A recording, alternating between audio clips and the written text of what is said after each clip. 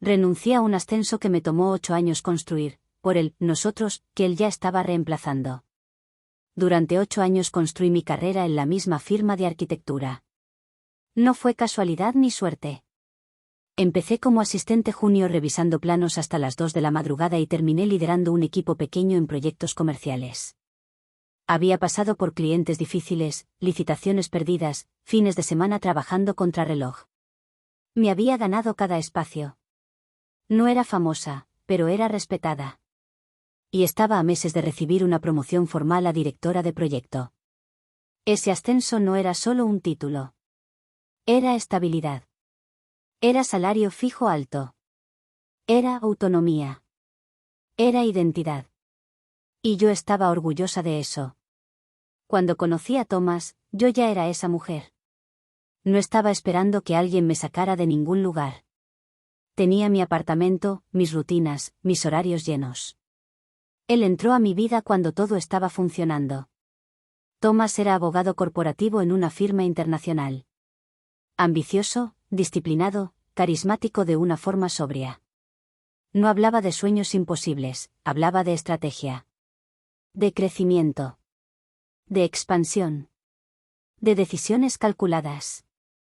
Eso fue lo que me convenció de que no era impulsivo. Cuando le ofrecieron trasladarse a otra ciudad para dirigir una nueva área dentro de la firma, lo vivió como el punto de inflexión de su carrera. El tipo de oportunidad que no se repite. Es el salto grande, me dijo una noche, sentado en el sofá de mi apartamento. El que cambia todo. La nueva ciudad estaba a 6 horas de distancia. Mi empresa no tenía sede allí. La alternativa era una relación a distancia indefinida o empezar de cero en un mercado donde yo no tenía red. Recuerdo perfectamente la conversación donde todo cambió. No quiero irme sin ti, dijo, mirándome con esa calma que siempre tenía cuando quería que algo sonara razonable. No puedo simplemente dejar mi trabajo, respondí. Estoy a punto de cerrar el proyecto más grande de mi carrera. No es dejarlo todo, me corrigió. Es hacer una pausa estratégica. Yo voy a estar en una posición mucho más fuerte. En un año, cuando todo esté estable, tú vas a tener más opciones que nunca. Un año. Siempre era un año. Me habló de salarios duplicados, de estabilidad, de cómo su crecimiento iba a sostenernos a ambos mientras yo me reubicaba. Me prometió que mi carrera no iba a perder fuerza, que él iba a usar sus contactos para ayudarme a entrar en proyectos más grandes. No es un sacrificio unilateral, me dijo. Es una inversión en nosotros. Yo dudé. Mucho más de lo que él supo. Mi jefe incluso intentó retenerme. Me ofrecieron adelantar la promoción si me quedaba. Me dijeron que dejar ahora, justo antes del ascenso, podía cerrarme puertas si quería volver más adelante. Esa fue la parte que no le conté completa a Thomas. Porque en el fondo, yo ya estaba inclinándome hacia él. Renuncié 3 semanas después. Recuerdo firmar la carta con una sensación extraña en el estómago. No era miedo. Era vértigo. Como si estuviera saltando hacia algo que todavía no podía ver. Thomas me abrazó cuando salí del edificio por última vez. Te prometo que no te vas a arrepentir, me dijo. Y durante los primeros meses quise creer que todo estaba funcionando. Encontramos un departamento más pequeño. Él empezó su nuevo cargo con entusiasmo. Yo enviaba currículums, asistía a eventos de networking, intentaba reconstruir desde cero lo que me había tomado casi una década levantar. Lo que no sabía entonces, lo que todavía no podía ver, era que mientras yo cerraba ciclos profesionales, él ya estaba abriendo otros, en los que yo no era parte esencial. Porque lo que yo interpreté como nuestro salto. Para él ya era un movimiento individual. Y el día que lo entendí, ya no tenía el ascenso. No tenía mi equipo. No tenía mi red profesional. Y tampoco tenía al hombre por el que había apostado todo. Actualización 1. Los primeros días en la nueva ciudad fueron extrañamente emocionantes. Todo era desconocido, calles distintas, ritmos distintos, incluso el silencio del apartamento nuevo era diferente. Más pequeño que el mío anterior, más funcional, más temporal. Thomas lo llamaba práctico. Yo lo llamaba suficiente. Al principio me repetía que estaba empezando una transición, no un retroceso. Él salía temprano, traje impecable, mirada concentrada. Yo me quedaba organizando cajas, actualizando mi portafolio, adaptando mi currículum al mercado local. Pensé que sería cuestión de semanas antes de que apareciera algo sólido. No fue así. Las primeras entrevistas llegaron rápido, pero no avanzaron. En la tercera, uno de los directores revisó mi historial y levantó una ceja. ¿Dejó su puesto antes de asumir la dirección del proyecto? Sí, respondí. ¿Por qué? No supe cómo explicarlo sin sonar imprudente. No podía decir, me fui por amor. Tampoco podía decir, aposté por el crecimiento profesional de mi pareja. Dije que buscaba nuevos desafíos. Sonó hueco incluso para mí. El cuarto proceso fue peor. Me preguntaron si planeaba mudarme de nuevo si la carrera de mi pareja lo requería. Sonreí, pero la respuesta correcta ya estaba escrita en sus caras. En casa, Thomas me preguntaba cómo iba todo mientras revisaba correos en su teléfono. Es cuestión de tiempo, decía sin levantar la vista. Estás sobrecalificada. Eso también juega en contra al principio. Esa frase empezó a repetirse demasiado. El dinero comenzó a sentirse distinto también. Aunque él nunca lo mencionó directamente, la dinámica cambió. Los gastos grandes salían de su cuenta. El alquiler, los servicios, la mayoría de las cenas fuera. Una noche, cuando le dije que iba a usar parte de mis ahorros para un curso de certificación local, suspiró. No sé si ahora es el mejor momento para gastar en eso. No lo dijo con mala intención. Lo dijo como quien administra riesgos. Pero fue la primera vez que sentí que mi dinero ya no era realmente mío. Mis ahorros empezaron a bajar más rápido de lo que esperaba. Entre traslados, certificaciones, cuotas profesionales y el simple hecho de vivir sin ingreso fijo, la cifra disminuía cada mes. Mientras tanto, él brillaba. Nuevas reuniones. Nuevos colegas. Invitaciones a eventos corporativos donde yo no siempre encajaba. La primera vez que asistí a una cena con su equipo, me presentaron como. Ella dejó todo para acompañarlo. Lo dijeron sonriendo. Como un gesto romántico. Yo también sonreí. Pero algo dentro de mí se encogió. Fue en uno de esos eventos donde la vi por primera vez. Clara. No sabía su nombre aún. Solo sabía que estaba demasiado cómoda cerca de él. Que hablaban en un tono bajo que obligaba a acercarse. Que ella ya conocía anécdotas que yo no había escuchado. Cuando regresamos al apartamento esa noche, intenté mencionarlo. ¿Quién es la chica del vestido azul? ¿Clara? Respondió rápido. Nada, trabaja en mi equipo. Es muy buena. Muy buena. No fue la respuesta lo que me inquietó. Fue la naturalidad con la que la nombró. Como si ya formara parte estable de su mundo. Las semanas siguientes se volvieron más tensas. Yo recibía rechazos. Él acumulaba logros. Un viernes por la tarde, después de otra entrevista fallida, regresé antes de lo habitual. Él estaba en la sala, sentado con el portátil abierto y el teléfono sobre la mesa. No me escuchó entrar. Sí, mañana podemos vernos sin problema, decía en voz baja. Ella va a estar ocupada. No escuché más. Él levantó la vista al verme y cortó la llamada con una rapidez casi automática. Era del trabajo, dijo antes de que yo preguntara. Asentí. No lo confronté. Porque todavía estaba en la etapa donde uno intenta no romper lo que aún no ha terminado de caer. Esa noche apenas hablamos. Dormimos de espaldas por primera vez desde que nos mudamos. Y mientras yo miraba la pared en la oscuridad, entendí algo que me dio más miedo que cualquier sospecha. Si esto se rompe ahora, yo no tengo nada a lo que volver. Mi antiguo puesto ya estaba ocupado. Mi equipo redistribuido. Mi red profesional debilitada por meses de ausencia. Y él lo sabía. Esa fue la primera vez que sentí que mi decisión no había sido compartida en riesgo, solo en beneficio.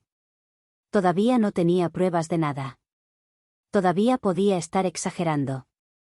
Todavía podía convencerme de que solo estaba insegura. Pero por primera vez desde que firmé mi renuncia, el vértigo dejó de sentirse como emoción. Y empezó a sentirse como caída. Actualización 2. La caída no empezó con una confesión. Empezó con un comentario inocente. Fue en otra cena del equipo. Yo había decidido ir aunque no tenía ganas. Necesitaba dejar de sentirme invisible en su nuevo mundo. Quería recordar quién era antes de convertirme en la que está buscando trabajo. Clara estaba ahí otra vez.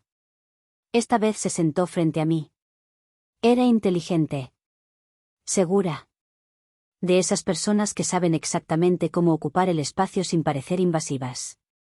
Hablaba con naturalidad, hacía preguntas correctas, escuchaba con atención estratégica. En algún momento de la conversación, me sonrió y dijo: debe haber sido una decisión difícil dejar tu ascenso justo antes de asumirlo. Sentí que el estómago se me cerraba. Yo nunca había hablado con ella de eso. Miré a Tomás. Él no reaccionó. Sí, fue una decisión importante, respondí, intentando mantener el tono neutro, aunque estuviera sintiendo la bilis en mi garganta. Clara inclinó la cabeza ligeramente. Bueno, pero cuando uno apuesta por algo grande, hay que arriesgar, ¿no? No había ironía en su voz. Tampoco empatía. Solo certeza. En ese instante entendí algo que hasta entonces no había querido aceptar: mi renuncia no era un detalle privado entre Tomás y yo. Era parte de su narrativa profesional. Yo no había hecho un sacrificio íntimo. Yo había sido un símbolo conveniente. Esa noche no dije nada. Pero cuando regresamos al apartamento, ya no pude contenerlo. ¿Por qué Clara sabe que dejé mi ascenso? Tomás dejó las llaves sobre la mesa con un gesto cansado. Porque salió en una conversación. No es secreto de estado. No es secreto, pero tampoco es anécdota de oficina. Él suspiró. Estás sobredimensionando todo. Ahí empezó el verdadero desgaste. Cada vez que intentaba hablar, la conversación giraba hacia mí. ¿Qué estaba sensible? Que la búsqueda laboral me tenía inestable. ¿Qué estaba proyectando frustración? Que necesitaba dejar de ver amenazas donde no las había. Una noche, después de una discusión circular, dijo algo que me dejó en silencio. A veces siento que te convertiste en alguien que necesita que yo fracase para sentirse mejor. No supe qué responder. Yo no quería que fracasara. Yo quería que me sostuviera. Pero la línea empezó a desplazarse. Yo era la insegura. Yo era la que veía cosas. Yo era la que no se adaptaba. Mientras tanto, mis entrevistas se volvían más esporádicas. Mis ahorros bajaban a un punto incómodo. Empecé a hacer cálculos en secreto: cuánto podía resistir si todo terminaba. Una tarde, mientras organizaba documentos para una aplicación, necesitaba un archivo que él me había reenviado semanas antes. Entré a su correo desde el portátil compartido. No fue intencional al principio. Solo estaba buscando el adjunto. Pero el buscador mostró algo más. Plan transición, Clara. No abrí el archivo inmediatamente. Me quedé mirando el título varios segundos. Lo abrí. Era un documento interno de la firma donde detallaban la estrategia de expansión del área que Tomás dirigiría. Clara estaba listada como coordinadora clave para implementación. Pero lo que me dejó helada no fue eso. En una sección de logística personal, había una línea. Tomás confirmó disponibilidad total tras reubicación. No dependencias locales que afecten carga horaria. No dependencias locales. Volví a leerlo. No dependencias locales. Yo había dejado mi carrera. Mi red. Mi estabilidad. Y oficialmente, en el plan estratégico de su crecimiento, yo no existía. Cuando él llegó esa noche, lo estaba esperando. No grité, no lloré, aunque sí tenía ganas, pero no le daría el gusto. Le mostré el documento. ¿Qué significa esto? Su expresión cambió apenas un segundo. Luego volvió la calma controlada. Es lenguaje corporativo. No exageres. Dice que no tienes dependencias locales. ¿Por qué no tenemos hijos? Porque tú estás buscando trabajo. No significa lo que tú quieres que signifique. Significa que mi sacrificio no cuenta. Él me miró como si estuviera agotado de explicar algo obvio. No puedes pretender que mi empresa estructure decisiones en función de tu proceso personal. Proceso personal. Esa fue la primera vez que entendí que mi renuncia ya no era nuestra inversión. Era mi problema. Y en ese momento, algo dentro de mí se movió. No fue rabia. Fue la realidad de frente. Clara no era una coincidencia. Yo no era paranoia. Y Thomas no estaba confundido. Estaba acomodando su vida para que yo no pesara en ella. Esa noche no dormimos en la misma cama. Y mientras miraba el techo en la oscuridad, hice por primera vez una pregunta que me había negado durante meses. ¿Renuncié por amor? ¿O fui estratégicamente desplazada? Y lo peor no era la posibilidad de que me estuviera engañando. Lo peor era entender que, si decidía irse, yo quedaba exactamente donde él necesitaba que quedara. Sin trabajo. Sin red. Sin respaldo. Y eso no era accidente. Era una trampa sucia. Actualización 3. No lo enfrenté de inmediato. Esa fue la diferencia entre esta vez y las anteriores. Durante semanas había reaccionado desde el miedo. Desde la inseguridad. Desde la necesidad de que él me tranquilizara. Esta vez hice algo distinto, observé. Empecé a reconstruir la línea de tiempo. Cuando recibió la oferta. Cuando empezó a mencionar a Clara. Cuando insistió con más fuerza en que me mudara con él. Cuando dejó de preguntarme por mis entrevistas. No fue una explosión repentina. Fue una secuencia.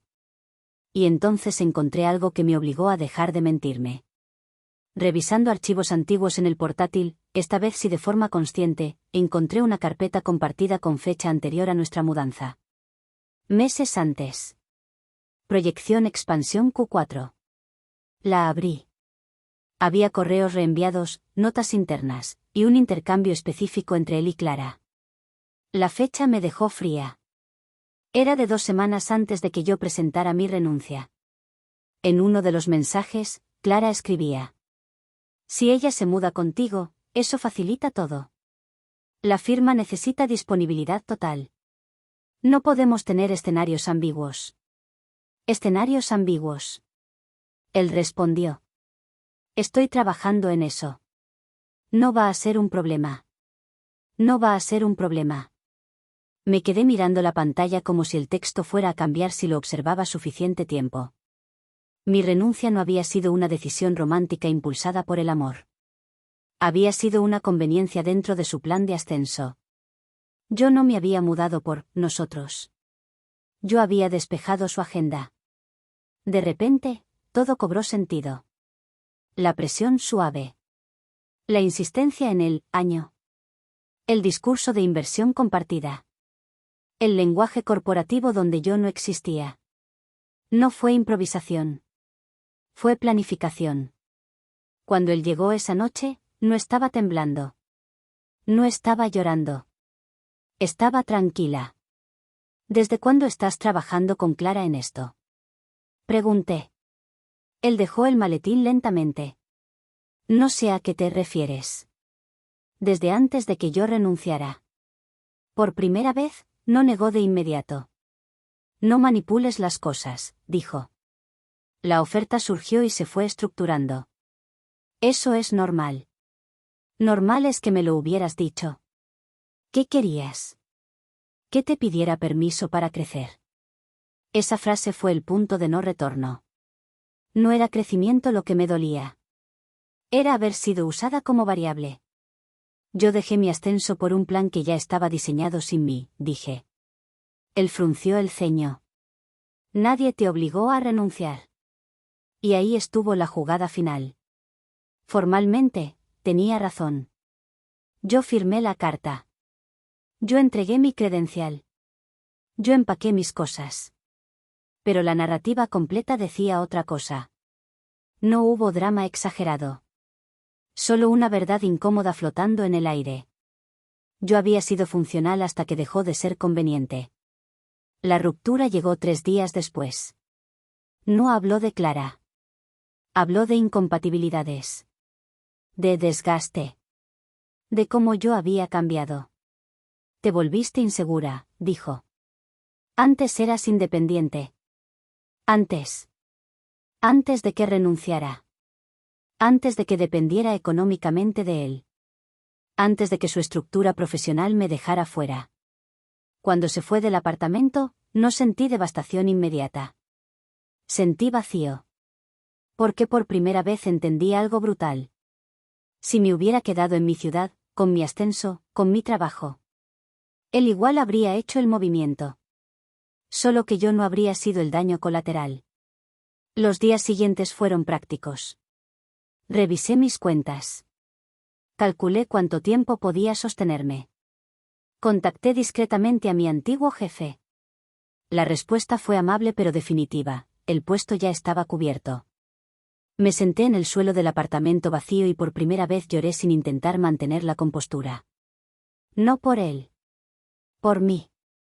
Por la mujer que creyó que estaba tomando una decisión inteligente cuando en realidad estaba facilitando la vida de otro.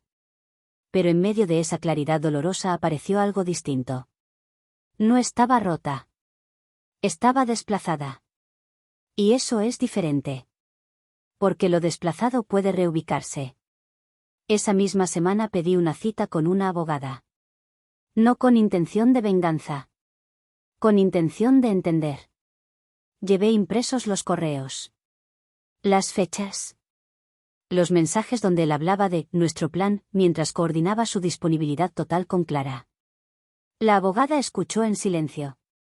Cuando terminé, me hizo una sola pregunta. ¿Quiere usted justicia emocional, o algo más inteligente? Por primera vez desde que todo empezó, sentí que alguien me devolvía el control. Y entendí que la historia todavía no estaba cerrada. No porque quisiera destruirlo. Sino porque ya no estaba dispuesta a que mi sacrificio quedara registrado oficialmente como no dependencias locales. Actualización 4. La abogada no reaccionó como yo esperaba. No dijo, esto es terrible, ni, vamos a demandarlo mañana. Hizo algo peor, organizó los hechos. Me pidió fechas exactas. Mensajes donde él hablaba de inversión conjunta. Correos donde prometía estabilidad compartida. La secuencia que mostraba que mi renuncia no fue un impulso romántico aislado, sino parte de una narrativa inducida. Aquí no se trata de infidelidad, me explicó. Se trata de expectativa generada con consecuencias económicas demostrables. Y esa frase lo cambió todo. Porque por primera vez alguien nombraba lo que yo había sentido sin saber cómo definirlo. No había sido solo abandono. Había sido inducción. Durante semanas, reuní todo. Conversaciones donde decía: confía en mí. Yo te respaldo. En un año tú vas a estar mejor que nunca.